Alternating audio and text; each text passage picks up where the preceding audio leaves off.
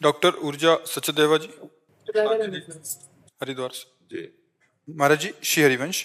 महाराज जी, हम सबका जन्म हरि नाम जपने के लिए हुआ है, परंतु हमें अक्सर ऐसा महसूस होता है कि कुछ और भी कारण अवश्य होगा। उस कारण को कैसे ढूंढें? मेरी जिंदगी का पर्पस क्या है? केवल जगना है बस। स्वप्न का जो दुख सुख है वो केवल जगने से जाएगा। ना आप स्त्री हो, न यहाँ कोई पुरुष है, न यहाँ कोई कर्तव्य है। स्वप्न का कोई कर्तव्य होता है क्या? बड़ा मेहनत किया स्वप्न में जगे तब सब झूठा हुआ ना। स्वप्न में आपने 100 लोगों को भोजन पवाया और 100 लोगों को जान से मार दिया। जो जगने के बाद आपको क्या पुण्य लगेगा कि पाप लगेगा? है कुछ नहीं लगे। क्यों? किया तो था स्वप्न में, भंडारा किया स्वप्न में, मारा तो क्या उस समय क्या झूठा लग रहा था? स्वप्न में नहीं लग रहा था ना। जग गए तब लगा ना। तो उमा काहूं मैं अनुभव अपना, सत हरि भजल जगत सब सपना। तो अब आपको लग रहा है और कोई कर्तव्य है, तो ये स्वप्न में लग रहा है। अगर जाग के देखो तो स्वप्न में एक आप ही थे, ना कोई वस्तु था, ना कोई व्यक्ति था, ना दुश्मन था, ना कोई दोस्त था। ये पता तब चला जब आप जगे। स्वप्न में जैसे हम कई बार कहा, समुद्र में डूब रहा हो कोई, अब उसको कैसे बचाया जाए? बहुत से तैराक बुला लिए जाए, नौका बुला ली जाए, सब व्यवस्था कर ली जाए, तो क्या स्वाप्निक पुरुष को बचाया जा सकता है क्या? जो स्वप्न में समुद्र में डूब रहा है कुछ उपाय नहीं करेगा। उपाय एक करेगा, उसको पकड़ के जगा दो। ना एक बूंद पानी है, ना वो डूब रहा है, ना कोई परेशानी है। समझ रहे ना? लेकिन उस समय उसको परेशानी है जब डूब रहा है। जब बिना जगे उसको ये दुख से दूर नहीं किया जा सकता। ऐसे ही हम लोग अपने को स्त्री मान लिए, पुरुष मान लिए, ये स्वप्न है। अब हमारा कर्तव्य बन गया कि पति की सेवा, पत्नी की सेवा, पुत्र की सेवा, सब। अब ये पूरा स्वप्न चल रहा है। और जब आखिरी में यहां से तो ना कोई पति, ना कोई पुत्र, ना कोई कुछ, जीव अकेला उड़ा। दुनिया में लाखों का मेला जुड़ा, हंसा जब जब उड़ा। तो अब तो क्या कर्तव्य था? अब वो भूल करके फिर नाना प्रकार की माया का चिंतन करके अगले जन्म की व्यवस्था कर ली। हमारा तो उद्देश्य ये है कि अपने कर्तव्य का पालन करो स्वांग की तरह।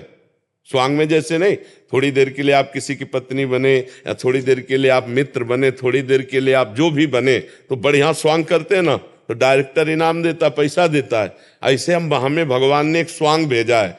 मान लो हमें गुरु का स्वांग दिया, किसी को शिष्य का स्वांग दिया, किसी को प्रश्नकर्ता का, किसी को उत्तर देने का स्वांग, बहुत से स्वांग है। तो अपने स्वांग को अच्छी तरह निभाओ, लेकिन स्वांग को स्वांग रहने दो, नाटक को नाटक रहने दो, रोल को रोल रहने दो। अगर आप जो 1 घंटा किसी की पत्नी बनी स्वांग में, और इसके पीछे, तो आप उससे यही कहोगे मर्यादा में रहना। ऐसे ही ये 60-70 वर्ष 50 वर्ष का स्वांग मिला है, पिता का, पुत्र का, पत्नी का, माता का, अलग अलग। हमको इस स्वांग में कमी नहीं रहने देना।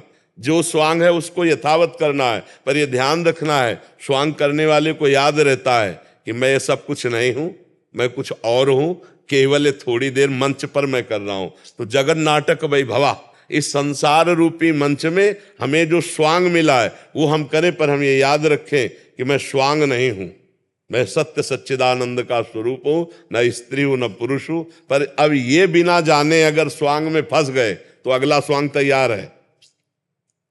वो चाहे सुअर का मिले, कुत्ता का मिले, गधा का मिले, कौन योनि में जाना पड़े। और अगर जान गए अपने आप को, बढ़िया स्वांग किया, 2 बातें, स्वांग बढ़िया और अपने को याद रखा कि मैं ये नहीं हूं, तो डायरेक्टर जो है परमात्मा, वो इस तुम्हें स्वांग से हटा देगा और अपनी लीला में, दिव्य लीला में सम्मिलित कर लेगा, अपने स्वरूप में समाहित कर लेगा।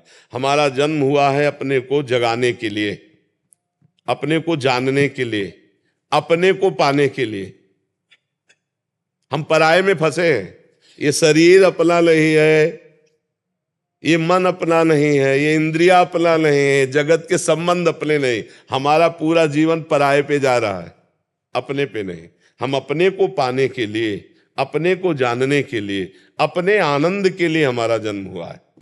अब हम शरीर आनंद को अपना मान रहे हैं, रुपए के आनंद को अपना मान रहे हैं, नाना प्रकार के रिश्ते भोगों के, तो पर में फंस गए ना, प्रकृति में फंस गए ना। मना कष्टान इंद्रियाणी प्रकृति स्थान का। अब इसी से जीतना है।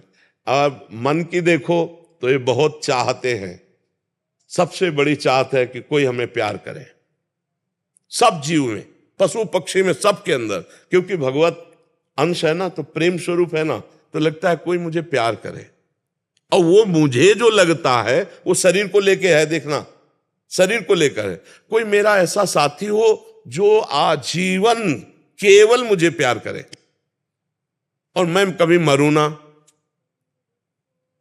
देखो हमारी जो चाहते हैं, मेरे को कोई प्यार करे, मेरा साथी ऐसा हो जो कभी बिछुड़े ना और मैं कभी मरूं ना। 3 बातों पर ध्यान देना।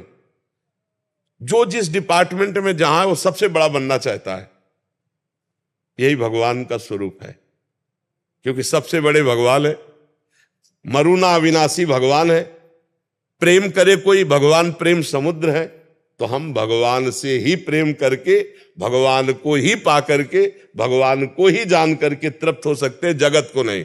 जगत में यहां अपने को जो लगता है कि सामने वाला प्रेम करता है तो उसके लायक कुछ है, इसलिए प्रेम करता है। और जिस दिन आपसे बढ़कर कोई मिल जाएगा, आपकी तरफ देखेगा नहीं। जिस दिन आपके पास जो देख रहा है वो नहीं होगा, तो उस दिन वो आपसे प्रेम नहीं करेगा। लेकिन सब त्याग दे तो भी भगवान कभी अपने जन का त्याग नहीं करते। प्रेम का निर्वाह तो सिर्फ भगवान करते हैं। जगत में तो रोना पड़ेगा और ठोकरें लगेंगी, यहां कोई किसी को प्यार नहीं करता। जब तक स्वार्थ की पूर्ति तब तक प्यार नहीं त्याग। क्यों ऐसा लगता है कि हम बाबा जी हैं, हम ही को लगता है? आप सही बताओ, संसार में सबको एक प्रेम की भूख है, वो किससे पूर्ण हो रही है? आप देखो बोला कहीं प्रेम की पूर्ति हो पा रही क्या? अब क्या चाह रहा हूं वो निर्णय तो नहीं कर पा रहा, पर उसको लग रहा है कि नहीं यार, मतलब जो मैं सोच रहा था वो नहीं है, जो मैं चाह रहा था वो तब मिलता है। जैसे केवट भगवान के जब चरण धो रहा है तब वो कह रहा है, बहुत काल में कीन मंजूरी, आज दीन सब विधि भलपूरी। अब कछु नाथ न चाही मोरे, नाथ अब मुझे नहीं चाहिए। जिसके लिए मैं तड़प रहा था वो मिल गया। अति आनंद उमगी अनुरागा, चरण सरोज पखारन। जब भगवान के चरण मिले तब हृदय से निकला, अब कछु नाथ न चाहे मोरे। गोस्वामी जी कह रहे, पायो परम विश्राम, राम समान प्रभु नाही कहूं। आज मैं परम विश्राम प्राप्त कर लिया क्योंकि मुझे राम जी मिल गए। तो मुझे लगता है कि हमारे अंदर जो ये रहता है कि कुछ प्राप्त करे, वो लौकिक नहीं होना चाहिए, वो श्री भगवान होने चाहिए। नहीं तो आज शरीर स्वस्थ है, कल हो सकता है भयानक कष्ट से पीड़ित हो जाए। तो यावत स्वस्थ मिदम कलेवरम यावच्च दूरे जरा। जब तक तुम्हारा शरीर स्वस्थ है तुम भजन कर लो, नहीं अस्वस्थ होने पर भजन नहीं होता। फिर तो चिंतन उन्हीं का कष्ट ही का होता रहता है, यहाँ दर्द, यहाँ परेशानी, यहाँ। अब अपने लोगों क्या है, बचपन से भगवान की कृपा से लगे रहे तो सारी बातें समझ में आ गई। तो अब ये थोड़ी कि कष्ट है तो चित्त खींच लेगा। जैसे तुम्हारे शरीर में कष्ट हो और मुझे पता हो, ऐसे मेरे शरीर के कष्ट का उतना ही है जितना तुम्हारे शरीर के कष्ट का पता हो, तो लगेगा नहीं बड़ा कष्ट है, बस ऐसे ही लगता है। और हर समय आनंद रहता है। अगर भगवान से न जुड़े होते तो दुर्गति हो जाती। इसलिए हम सबसे प्रार्थना करते हैं, अभी शरीर स्वस्थ है, जितना बने उतना नाम जप कर लो, और इतना तो ज्ञान प्राप्त ही कर लो कि ये शरीर टिकेगा नहीं। बाल्यावस्था नहीं टिकी तो यौवन अवस्था कैसे टिक जाएगी? यौवन अवस्था जो गई तो बुढ़ापा आ गया, भारी दुख वाला, फिर मृत्यु आ गया। इसलिए भजन करके पहले शरीर राग का त्याग कर दो, जीते जी जीवन मुक्त हो जाओ। खूब नाम जप करो, सत्संग सुनो और अपने कर्तव्य का पालन करो, इसी से काम बन जाएगा। भगवान बहुत कृपालु है, बिना भगवान की शरण के शुद्ध ज्ञान नहीं होता। सोई जाने जे देहु जनाई, जानत तुम्हें तुम्हें हो जाए। भगवान से प्यार करो, भगवान का नाम जप करो, उन्हीं की शरण में रहो।